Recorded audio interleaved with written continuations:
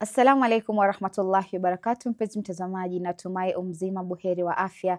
Jina langu ni Haifa Muhammad na karibu katika kipindi kipendacho Upeo wa Asubuhi ndani ya kitengo Jukwaa la Wanawake. Alhamdulillah, leo tena tupo naye ustadha wetu kipenzi chetu ambaye si mwingine bali ni Ustadha Sofia, tukiwa naye kujuza mengi kuhusiana na masuala ya wanawake, na haswa katika mada yetu ya leo inahusiana na nafasi ya mwanamke katika ibada na takwa. Na insha Allah, mpenzi mtazamaji, tukirudi kwake tuweza kufahamu mengi na mengi zaidi. Karibu sana ustadha. Asante. Assalamu alaikum warahmatullahi Wa alaikum wabarakatuh. salam wa rahmatullahi ta'ala wa barakatuh. A'udhu billahi minash shaitani la'ini rajim. Bismillahir rahmanir rahim. Alhamdulillahi rabbil alamin. Wassalatu wassalamu ala ashrafil anbiya'i wal mursalin. Sayyidina habibina wa maulana Abil Qasim Muhammad. Allahumma salli ala Muhammad wa ali Muhammad. Ama baada ya kumhimidi Mwenyezi Mungu Subhanahu wa Ta'ala na kumtakia rehema mtume wetu Muhammad sallallahu alayhi wa alihi wasallam, kwanza kabisa napenda kumshukuru Allah Subhanahu wa Ta'ala kutujalia kuwa na afya na kuweza kukutana tena katika siku hii ya leo. Alhamdulillah. Bila kupoteza muda tunaendelea na kipindi chetu kama tulivyoambiwa. Kipindi chetu kinahusiana na nafasi ya mwanamke katika ibada na takwa. Naam. Mwanamke ni kama mwanadamu mwingine tu. Pamoja na kwamba yana majukumu yake kama mwanamke, lakini naye pia katika mambo ya ibada na katika mambo ya takwa, yeye pia ni mwanadamu ambaye anaweza kujikimu na kufanya ibada zake na pia vile vile kufikia daraja ya takwa. Naam. Kwa sababu tunaambiwa katika jamii nyingi nafasi ya mwanamke hupimwa kwa mchango wa kimwili. Yaani mwanamke kutokana na vile jinsi ya maumbile yake, unakuta pale kuna kutokana na hukumu na sheria za dini, labda inamwambia kuhusiana na mwili wako na maumbile yako kama mwanamke, hukumu na sheria dini inakwambia usifanye hivi ufanye hivi. Na vile vile pia katika jamii pia pekee tunamwangalia mwanamke huyu ni kiumbe ambaye anapimwa katika mambo mengine, lakini si katika mambo ya ibada. Katika mambo ya ibada, yani hakuna vile Mwenyezi Mungu amemwekea mwanamume kwamba yeye yuko daraja ya juu zaidi ambaye anaweza kufanya ibada zake na kufikia katika daraja ya takwa. Lakini tujue kwamba hii ni kwa kila mwanadamu. Hata mwanamke pia vile vile ana uwezo wa kufanya ibada zake na kufikia daraja ya takwa. Tunaambiwa, lakini Qur'an tukufu na Uislamu hususan katika kupitia katika Qur'an na mafundisho ya Ahlul Baiti, unamwangalia mwanamke kwanza kama mja wa Allah. Yeye pia ni mja wa Allah.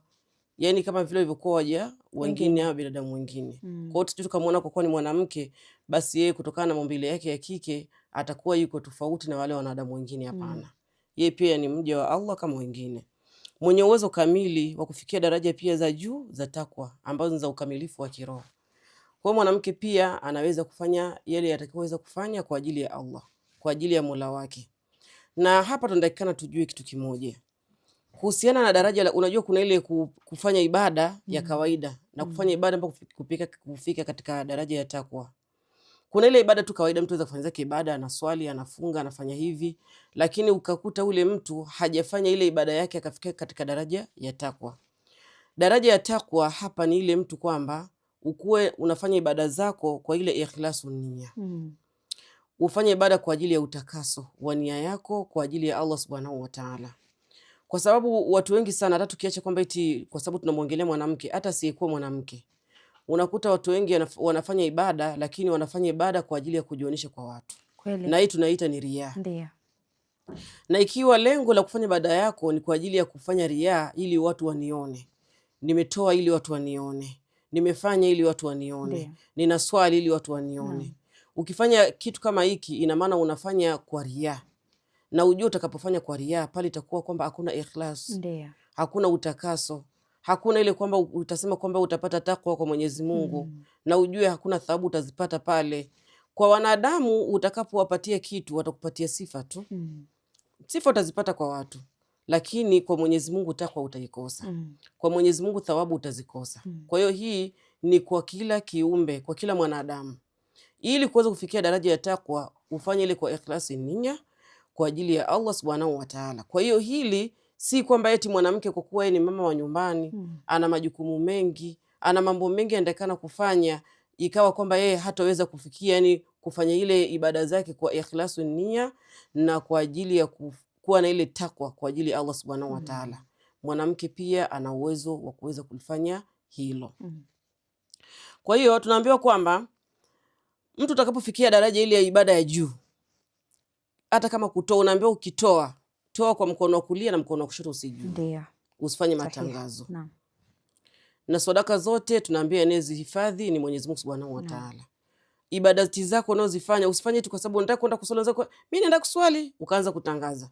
Wewe fanya, amka usiku, swali zako, fanya ibada zako, muombe Mola wako bila watu kuwatangazia wala watu bila kujua chenye ulichokifanya usiku ni kitu gani.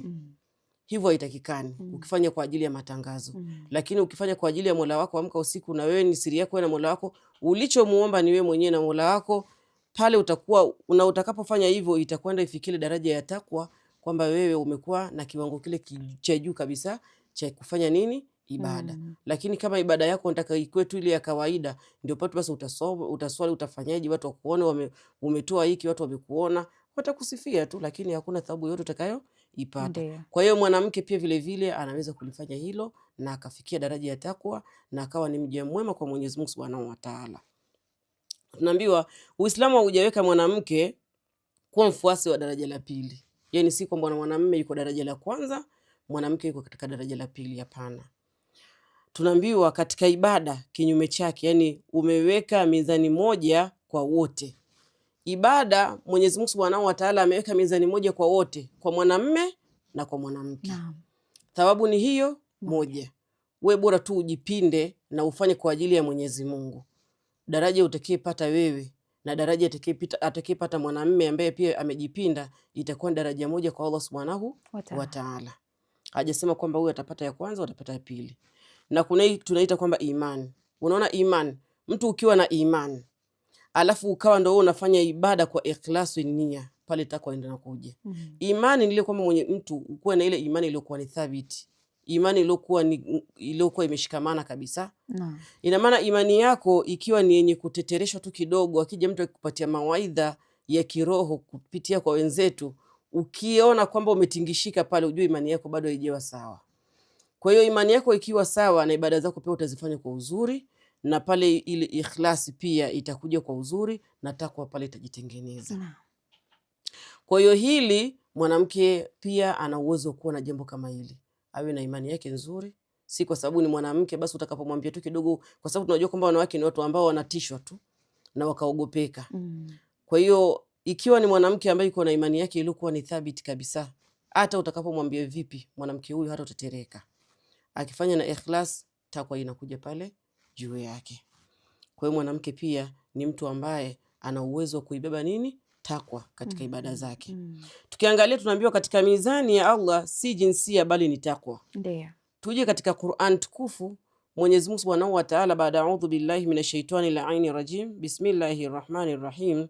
Hii aya katika suratul Hujurat ambayo ni sura ya 49 aya ya 13, Mwenyezi Mungu anatuambia ya ayyuhan nas. Ukiangalia yenyewe aya yenyewe imeanza na ya ayyuhan nas. Inna khalaqnakum min dhakarin wa untha waja'alnakum shu'uban wa qabaila lita'arafu walakin inna akramakum 'inda Allahi atqakum. Mwenyezi Mungu katika aya hii amesema ya ayyuhan nas. Akisema kwamba ya ayyuhan nas, na maana kwamba kila anayejua kwamba ni mtu basi aya hii inamfanyaje? Inamhusu. Mwanaume ni mtu, mwanamke pia vile vile ni mtu. Lakini Mwenyezi Mungu akasema inna khalaqnakum min dhakari wa untha. Hakika sisi tumekuumbeni waume na wanawake. Sawa? Na akasema waja'alnakum shu'uban lita'arafu, na akajalia makabila na mataifa mbalimbali kwa ajili gani? Lita'arafu. Lengo lake ili tujuane. Sasa ukipita barabarani mtu anajua huyu ni Mwafrika. Kweli. Akimwangalia mwingine anamuona huyu ni Muhindi. Huyu mwingine ni Mzungu. Huyu mwingine ni Mchina. Sijui unaona? Ni yale mataifa na matabaka ambayo Mwenyezi Mungu Subhanahu wa Ta'ala aliyetumbia nayo. Kwa ajili ya tuweze kujuana. Lakini hapa mwisho tunaangalia katika kipengele hiki Allah anasema inna akramakum 'inda Allahi atqakum. Hakika yule ambaye atakayekuwa ni mkarimu zaidi kwa Mwenyezi Mungu Subhanahu wa Ta'ala ni yule ambaye ni mchaji Mungu, ambaye yuko na takwa sasa hapa. Kwa hiyo hapa Mwenyezi Mungu hakumweka wa kwanza kwamba ni mwanamume yeye ndo atakayepata takwa ya kwanza. Unaona? Wala hakusema kwamba daraja ya takwa ya kwanza labda ni ya wanaume. midamu sisi wote ni watu, basi ina maana kwamba thawabu zile zote tunazipata zikiwa moja, ili mradi tu tuwe tunafanya ile ibada zetu kwa ikhlasi ya Allah subhanahu wa ta'ala. Kwa hiyo ina maana ukifanya hivyo utakuwa wewe umeenda sambamba na zile hukumu na sheria za Mwenyezi Mungu, na takwa yako ile Mwenyezi Mungu inshallah ataipokea na kukuweka katika daraja la watu ambao walikuwa juu. Kwa hiyo mwanamke tuko pia na uwezo wa kufanya kama haya. Hata kama ni wamama ambao tumebeba majukumu mengi ndani ya nyumba, utamka utafanya hiki, lakini bora tu ujipimie muda wako. Unajipangia muda wako wewe kama mama. Mimi nimeamka saa hii, nitafanya kazi kifika time fulani, time yangu ni swala. Unaswali, unajua kwamba ni kusoma dua. Ukimaliza kusoma dua unajua kwamba nitafanya hiki. Kwa hiyo unajipangilia. Huo muda wako utakaojipangilia, ukishajiwekea kwamba limit, ukifika ule muda, mbona Imam Khomeini alikuwa anajipangia muda wake, na ukifika huo muda ilikuwa hachelewi. Lazima ilikuwa anakuja anafanya hilo jambo lake. Huo muda ukifika anafanya jambo lake. Na yeye ni mwanadamu tu. Kwa hata sisi pia tuna uwezo kujipangia muda wetu, wakati wetu utakapofika, basi tu unaacha kila kitu na unaenda kwa ajili kufanya ibada kwa ajili ya Allah subhanahu wa ta'ala. Ikiwa wewe mwanamke unajifanyia ibada zako, time ya swala imefika unaendelea kupika, basi ile takwa haitakuja. Haitakuwa. Kwa sababu tunaambiwa muda mzuri kufanya ibada ni ile wakati wa muda wa kwanza unapoingia wakati wa swala, na kuifanya wakati wake vile unavyotakikana. Ina maana kwamba ukichelewesha pale, ina maana kwamba thawabu tayari umeshazipunguza. Kwa hiyo ili uweze kuipata takwa kama mwanamke, unajipangia muda wako, na ukifika huo muda wewe unaacha kila kitu na una swali zako. Unafanya ibada zako, unajipanga kabisa, huu muda ni kwa ajili yangu mimi na Mola wangu. Naam. Pale takwa mbona itakuja? Kweli. Na uwezekano huo upo kabisa. Tunaambiwa kwamba hii aya inaondoa kabisa dhana ya ubora wa jinsia, ile ujinsia kwamba mimi kukuwa ni mwanaume basi ni bora zaidi. Inaondoa hiyo kabisa. Imemtaja mwanadamu, na mwanadamu ni kila ambaye ni mwanadamu, anajijua kwamba mimi ni mwanadamu. Bimaana iwe mke ama mume, kwa Mwenyezi Mungu wote wako sawa. Hivyo. Sawa sawa.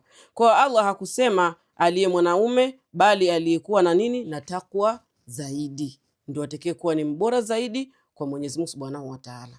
Kwa hiyo ni juu yetu sisi wanawake tusijiweke chini. Tujiweke kwamba sisi pia ni wanadamu kama walivyokuwa wanadamu wengine, na tuna uwezo kufanya ibadati zetu na Allah akazipokea kama atakavyozipokea za wengine. Tunaambiwa katika ufafanuzi wa Ahlul Baiti alayhi salam, Allahumma salli ala Muhammad wa ali Muhammad. Imam Ali alayhi salamu amesema thamani ya mtu ni kwa kile anachokifanya vizuri. Chochote utakachokifanya vizuri na maana kitakuwa na thamani. Iwe ni kwa wanadamu wenzako na pia vile vile kwa Mwenyezi Mungu Subhanahu wa Ta'ala. Kwa mwanadamu mwenzako, mbona unakuta mtu anakwambia naomba unifanyie kitu, unajipinda. Unahakikisha umemfanyia kitu kitoke vile quality yenye anachokitaka yule mwanadamu, si ndio? Basi ikiwa utajipinda mwanadamu kumfanyia mtu kitu ambacho anataka kitoke kama alivyotaka, basi kwa nini tusifanye kwa kumfanyia Mwenyezi Mungu ibada, kwa kumtakasia yeye na kuwa na zile daraja za juu kama vile Mwenyezi Mungu anavyotaka? Tutaweza. Kwa sababu mimi ni mimi ambaye naweza kumfanyia mwanadamu mwenzangu, na mimi nitajipinda kwa ajili ya Mwenyezi Mungu Subhanahu wa Ta'ala. Kwa hiyo thamani yako ni kile kitu utakachokifanya kizuri zaidi. Utakapofanya ibada zako vizuri zaidi kwa Mwenyezi Mungu, basi utakuwa na thamani juu yake. Lakini ukijiweka kwamba mimi bora tu nimeswali, unajua kuna wengine wanafanya ile tu bora tu nimeswali, tena swala imefika, umeshaswali tayari. Dakika 0 tu kishatoa salamu, kisha maliza swala. Lakini kumbe ajui pale swala nayo pia iko na ule utamu wake na dhikri zake ambazo zitakazo zaidi kukufanyaje, kukusaidia katika kuinua ile swala yako kwa uzuri zaidi. Naam.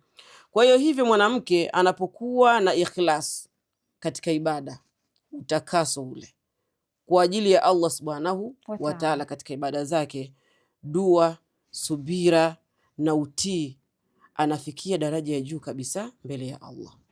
Unaona?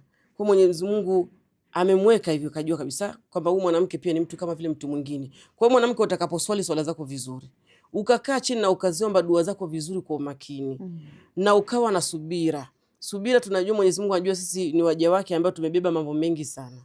Kwa hiyo katika yale mambo ambayo tumeyabeba, ukitaka kuwa ni mtu ambaye wajuu, ukuwe pia vile vile na nini? Na subra. Na utii. Utii ni ile kumtii Allah Mwenyezi Mungu Subhanahu wa Ta'ala kutokana na kila hukumu na sheria zake ambazo amezipanga katika wanadamu. Kwa pale utii utakapopatikana, utakapofanya ibada zako, basi wewe utakuwa na ile daraja ya juu kabisa mbele ya Allah Subhanahu wa Ta'ala. Kwa hiyo mwanamke kama mwanamke ana uwezo wa kuwa na yote haya, na tunaambiwa hata kama jamii haioni juhudi zake, usifanye eti kwa sababu mtu akuone. Haifa. Wewe unapofanya, fanya kwa ajili ya Mwenyezi Mungu Subhanahu wa Ta'ala. Mara ngapi wewe ukitaka kumzawadia mtu na ukitaka mwingine asijue, unatumia njia gani? Si unajificha? Ndio. Ili mwingine asione, kwa sababu atakapoona pa fulani ataharibu.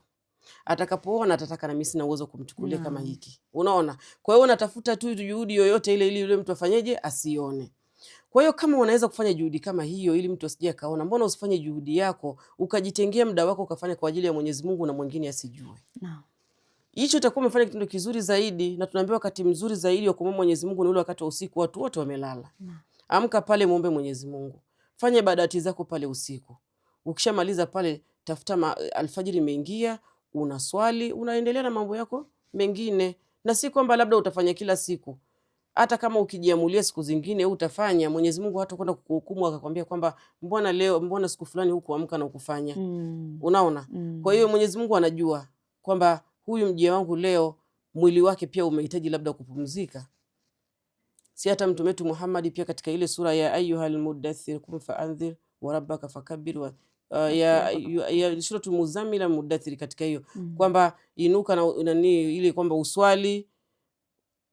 Kuna hiyo aya hiyo, tusipoteze muda zaidi, lakini kuna hizi aya za mwanzo hizi zikamuongezea zikamuelezea Mtume Muhammad sallallahu alaihi wasallam. Kwa hiyo maana kwamba utakapokuwa umefanya ibadati zako na ikifika mahali kwamba umechoka, usilazimishe kuendelea kulazimisha ule mwili.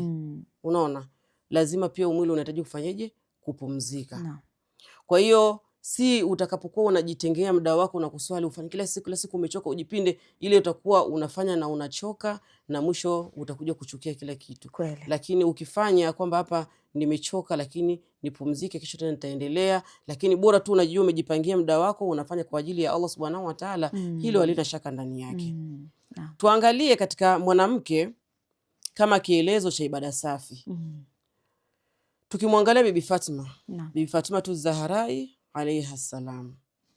Bibi Fatima alayha salam alikuwa ni binti wa Mtume, lakini si kwamba kwa sababu yeye alikuwa ni binti wa Mtume basi tuchukue tu mfano kwa watoto ambao viongozi sasa hivi. Madamu anajua baba yake ama mama yake ni kiongozi, basi anataka pia kuwa yeye ni mtawala kwa wale watu ambao mama yake ama wazazi wake wanawatawala. Ndio. Lakini tofauti na Bibi Fatima tu Zahra alayha salam. Yeye pamoja na kwamba alikuwa ni mtoto wa Mtume, si ingekuwa kama ingekuwa ni mimi na wewe kwa watu wao sasa hivi, ingekuwa mtu ana relax. Kweli. Si ange relax. Kweli. Mzazi wangu anafanya sana ibada na mimi pia basi nitakuwa tu ni hivyo hivyo. Kumbe yuko Mwenyezi Mungu ni tofauti. Yeye alikuwa ni binti wa Mtume, lakini na yeye alikuwa na majukumu yake tofauti, vile anatakiwa naye pia kuyafanya kama vile mzazi wake anavyo yafanya, ili aweze kufikia zile daraja ambazo Mwenyezi Mungu anazozitaka. Si kwa sababu ni mtoto wa Mtume basi ndio angekaa tu. Babangu si ana swali, babangu si ana nini, akaona kwamba na mimi pia nitapata thawabu kupitia kwa mzazi wake. Akajichegelesha. Lakini hakujichegelesha. Yeye aliyeamka na yeye pia akawa anafanya ibada kama mja wa Mwenyezi Mungu Subhanahu wa Ta'ala. Kabla tuendelea, chachukua mapumziko sasa, kisha tutaendelea na awamu ya pili. Insha Allah. Kurudi kwako mpenzi mtazamaji, natumai katika awamu ya kwanza tukiwa nayo Ustadha Sofia ndani ya studio zetu za Mahdi TV, naamini unazidi kufaidika na yeye. Nasiha zake, mawaidha yake ni mazuri sana ya kuweza kunasihisha wewe kama mwanamke kuweza kuelewa kwamba ibada ni kitu muhimu. Ibada itakuleta karibu ili wewe uje ukuwe na ile takwa kamili. Na inshallah mpenzi mtazamaji, kufikia hapo acha tuchukue mapumziko, tutakaporudi tuendelea zaidi.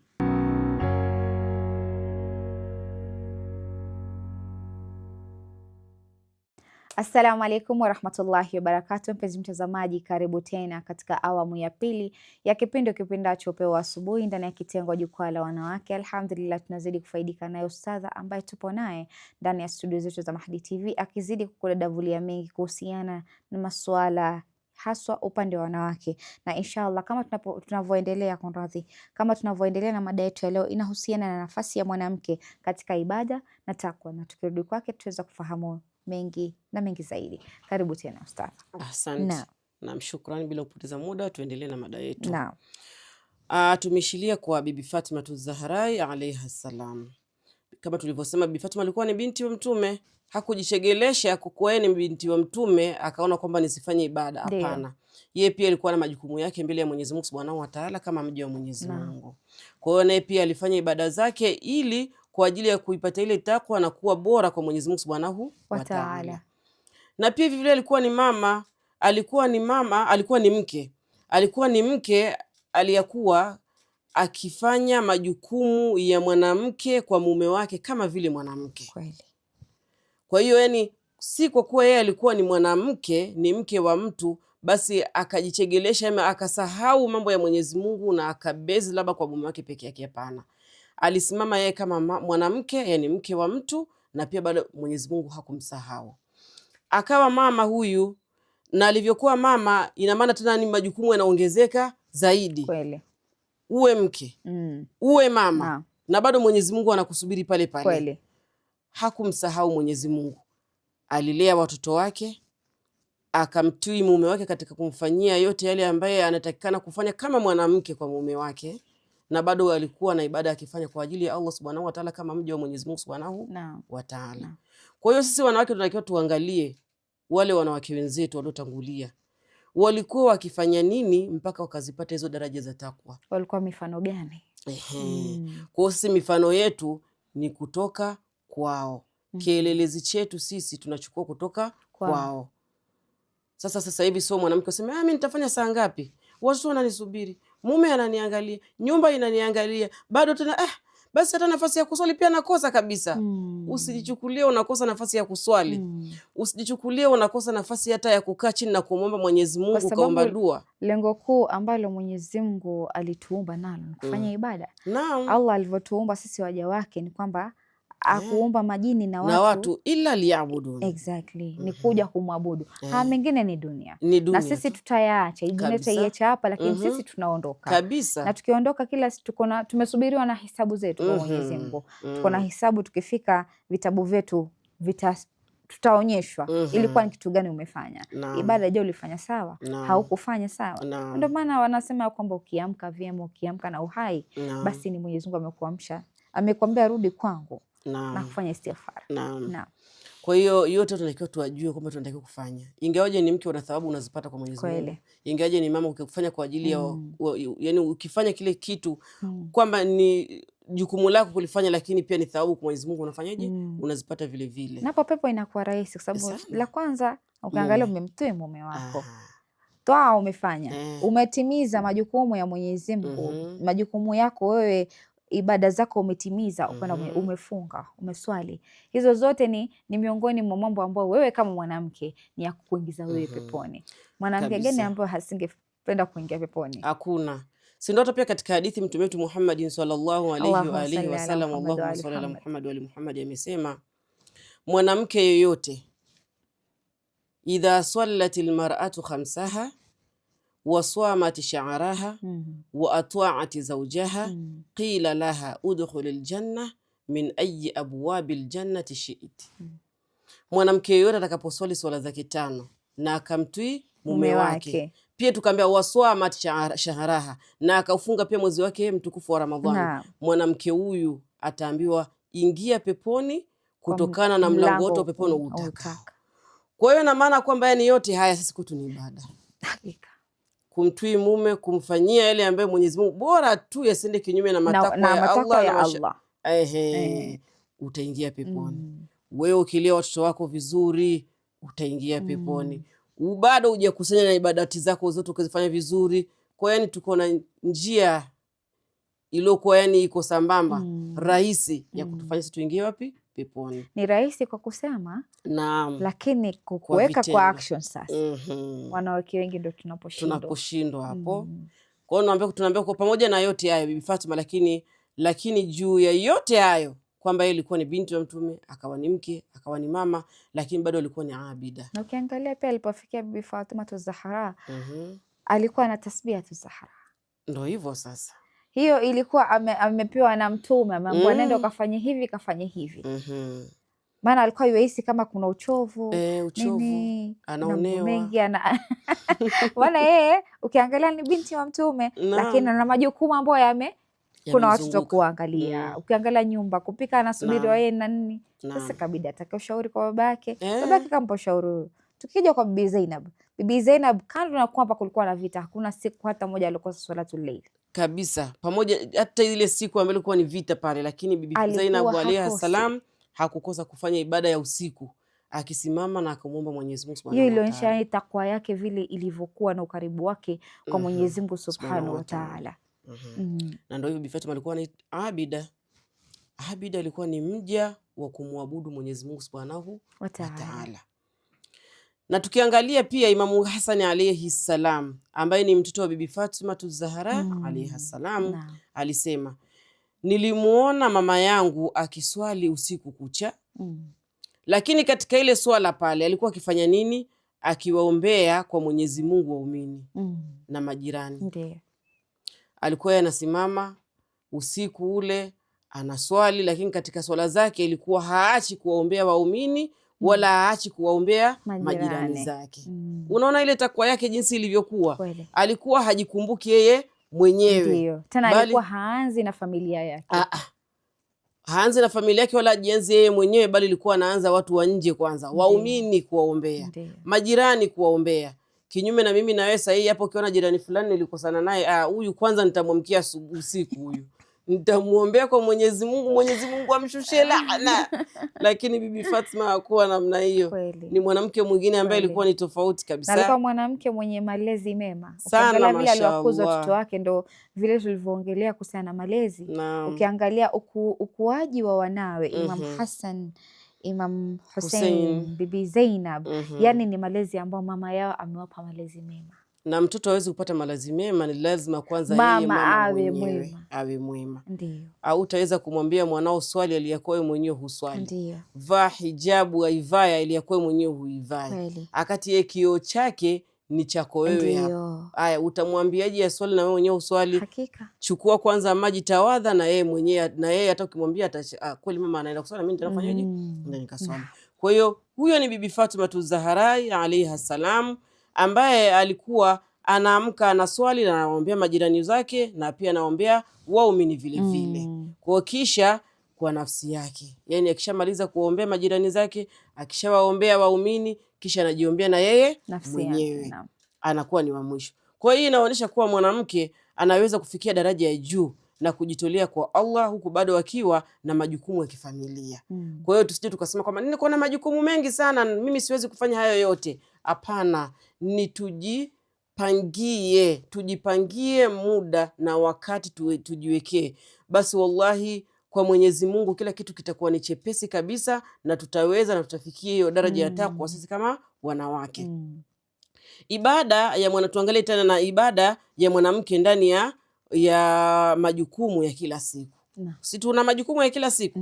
Tuangalie Ahlul Baiti alayhi salam wamefundisha kuwa ibada si msikiti peke yake. Unaona kusemaje, mimi sasa saa ngapi ndio shomoni nimalize kisha niende msikitini? Ibada ya mwanamke si eti lazima aende msikitini peke yake. Hapana. Imam Jafar Sadiq alayhi salam amesema, Allahumma salli ala Muhammad wa ali Muhammad, kuhudumia familia kwa halali pia hiyo moja kwa moja ni ibada. Kwa hiyo maana yale majukumu yako ambayo utakuwa umejiwekea kuhudumia familia yako, ile ni ibada. Umeamka, umeosha vyombo, ukasafisha nyumba, ukaangalia watoto wako, ukapikia kama ni chai, ukawapikia chakula nini, mume wako naye ukamfanyia, ile pia ni ibada. Bora tu ufanye kwa roho hiyo moja, ile pia ni ibada vile vile. Kwa hiyo sio ukasema kwamba eti nikimaliza hapa mimi nitakuwa nimechoka, sitaweza kwenda tena kuswali. Hisi tumeambia kwamba ni ibada? Hapana. Bado swala vile vile uende kufanyaje? Uswali tena kwa wakati wake. Hapo ndo utakuwa umejipatia ile nyongeza zaidi ya yale ambayo Mwenyezi Mungu Subhanahu wa Ta'ala anayoyataka tuyafikie katika ile mlango wa takwa.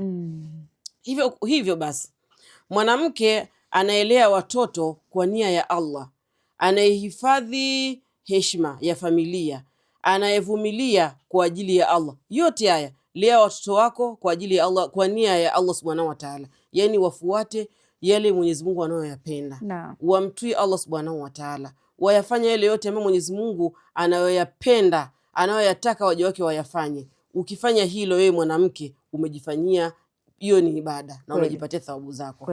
Na pia vile vile ukihifadhi heshima ya familia yako wewe mwenyewe, basi pia vile vile utakuwa mpata nini? Umefanya ibada pia vile vile, unajipatia thawabu zako. Na kuvumilia kwa ajili ya nini? Ya Allah. Tunajua si ni wanadamu, hakuna mwanadamu ambaye utaishi kwa furaha katika dunia hii tangu ulipozaliwa mpaka ukaja kufika siku yako ya mwisho. Hapana. Kuna misukosuko pale utaipata, kuna mitihani pale utaipata. Basi unatakiwa uwe na uvumilivu, ukuwe na subra. Ukiwa na subra na yale yote ambayo utaipata, ima katika familia yako, ima ni kule nje, lakini ukiwa unavumilia na kufanya subra, hiyo pia ni nini? Ni ibada. Njoo jumlishe swala zako, sadaka zako, yale yote ambayo unayofanya kwa ajili ya Allah Subhanahu wa Ta'ala. Mwenyezi Mungu atakukusanyia yote, utakuja kushangaa siku ya Kiyama. Unajua tumeshazoea ile kwamba mtu akifanya kitu anataka akione tu saa hiyo hiyo. Mimi nimefanya kitu nipatie mshahara wangu saa hizi. Umpate mshahara wako unafurahi, kesho utaamka mapema sana ukimbie kwenda kazini. Lakini sasa tunajua kwamba eti hizi thawabu ni mpaka siku ya Kiyama. Mtu sana anafikiria mpaka hicho Kiyama kije kifike. Mwenyezi Mungu anasema innahum yarawnahu ba'ida wa narahu kariba. Mwenyezi Mungu anakiona hicho Kiyama kiko karibu sana. Kwa hiyo unapofanya hicho, unapofanya mambo yako ya kheri yote, jua kwamba siku ya Kiyama ikifika utakuja kulipwa. Sio eti utapata tu hiyo ukiamba thawabu ndo hizo hapo. Jiwekee akiba yako kwa ajili ya kesho yako. Ndio Mwenyezi Mungu Subhanahu wa Ta'ala aje akupatia ile mema yako yote uliyofanya katika hii dunia. Kwa hiyo tuangalie pia ujumbe katika jamii. Tunawapatia ujumbe gani? Jamii inayodharau nafasi ya mwanamke katika ibada. Jamii inayodharau nafasi ya mwanamke katika ibada inapingana na Qur'an tukufu. Kwa jamii yoyote ile ambayo inadharau mwanamke kwamba nyinyi wanawake mnafanya ibada gani? Hamna ibada yoyote. Kwanza nyinyi watu ambao wakupiga tu mdomo, watu ni ambao si wote. Tusichukue ile kauli tunasema kwamba samaki mmoja akioza ni wote wameoza. Hapana. Kwa hiyo usije ukaona mwanamke mmoja labda amekosea ukasema ni wanawake wote wako namna hii. Hapana. Mwanamke ni mja yule kama mja mwingine, hata mwanamume pia vile vile. Si wanaume pia kuna mambo wanafanya tofauti. Ndio. Pia tukisema pia na wao ni wanaume wote, ina maana kwamba dunia basi hakuna wale watakuwa kwenda kwa Mwenyezi Mungu wakiwa safi. Wote watakuwa wamefanyaje? Wameharibika hapa duniani. Ili hali Mwenyezi Mungu mwenyewe alishalikana hilo kwa Ibilisi. Alimwambia kwamba nitawakalia waja wako kuliani kwako, kushotoni kwako, mbele kuliani kwao, kushotoni kwao, mbele yao, nyuma yao. Hautampata hata mmoja ambaye atakayekuwa anaongoka. Mwenyezi Mungu akamwambia kwamba na mimi nitaijaza Jahannam moto, na kila atakaye kufuata basi mtaingia motoni. Unaona? Lakini pia akasema pia waja wake si wale ambao yani watakao kuwa namna vile ambaye shetani mwenyewe anavyojua. Kwa hiyo kuna wale waja ambao Mwenyezi Mungu tayari mwenyewe, na si kwamba eti Mwenyezi Mungu anampatia ametaka huyo ingie peponi na huyo ingie motoni. Hapana. Ni wewe mwenyewe vile nafsi yako, wewe mwenyewe vile vitendo vyako, sababu Mwenyezi Mungu ameshatupatia njia ya kufanya mambo yote ya kheri, akatujulisha na ya shari pia akatujulisha hiki msikifanya. Kwa hiyo kutokana na akili yako natakiwa ufanye kazi. Akili yako ichanganue, ijue kwamba hiki ni kibaya nisikifanye. Itakapochanganua akili yako basi mbona pepo utaipata tu. Lakini ukisema kwamba wewe akili yako inalelewa na shetani, basi utakuwa ni miongoni mwa shetani. Pamoja kwa Mwenyezi Mungu mwenyewe alishamkatalia shetani, lakini ikiwa wewe unajipeleka na unamkubali shetani, basi rafiki yako atakuwa shetani. Kweli. Na rafiki yako wewe na shetani basi ndio wote kaingia naye katika moto. Lakini ukisema unamkataa shetani katika dunia hii, hata akhera hautakwenda kuingia motoni. Utakuwa umejitengenezea njia yako hapa nzuri, na utakuwa wewe ni mtu ambaye utakuwa ni mtu mzuri. Kwa hiyo jamii ambaye inasema inamkataa mwanamke basi amepinga nini? Qur'an. Kwa sababu Mwenyezi Mungu mwenyewe ameshasema inna akramakum indallahi atqakum, na ikumwambia kwamba ni mwanamume ambaye ndio atakayekuwa katika daraja la kwanza, bali wote wameka katika daraja ilikuwa niyo moja. Pia tukaambia kwamba anapinga na mfano wa Ahlul Baiti alayhi salam. Pia vile vile anapinga ile mifano ya Ahlul Baiti kama mwanamke ni kama vile mtu ameoa atakayefanya ibada yake, yani jambo lake kwa uzuri, basi atakuwa fikia ile daraja la kuwa na takwa na kuingia katika ile muongozo Mwenyezi Mungu Subhanahu wa Ta'ala nao utaka. Mwanamke hapunguki kiroho kwa sababu ya jinsia. Sababu ya jinsia mwanamke hapunguki kiroho. Bora tu mwenyewe aamue kwamba mimi ninataka kufanya hiki na nifikie mahali wapi. Akijiamulia tu hilo na kujua kwamba kwanza hii ni sheria Mwenyezi Mungu ameipanga. Na pia vile vile ni katika moja miongoni mwa hukumu za dini. Dini yangu inaniambia nifanye hivi. Akishajijua kwamba dini yake imemtuma afanye hivyo, na pia akijua kwamba ni wajibu nifanye, basi akijitolea roho yake kufanya yeye mwenyewe kwa ajili ya Allah Subhanahu wa Ta'ala, mbona basi Mwenyezi Mungu asimweke katika hilo daraja la takwa? Naam. Atakuwa katika hilo daraja la takwa na kufikia pale ambapo Mwenyezi Mungu haswa anapopataka, na pia Mwenyezi Mungu atamsaidia pia kumuinua katika daraja ya juu katika ikhlas na kuingia katika takwa vile vile. Mashaallah, mashaallah, Naam. mashaallah. Kwa hiyo mwanamke kama mwanamke asijidharau yeye kwa sababu ya uke wake. Katika mambo ya kuabudu daraja ni moja, mwanamke na mwanamume.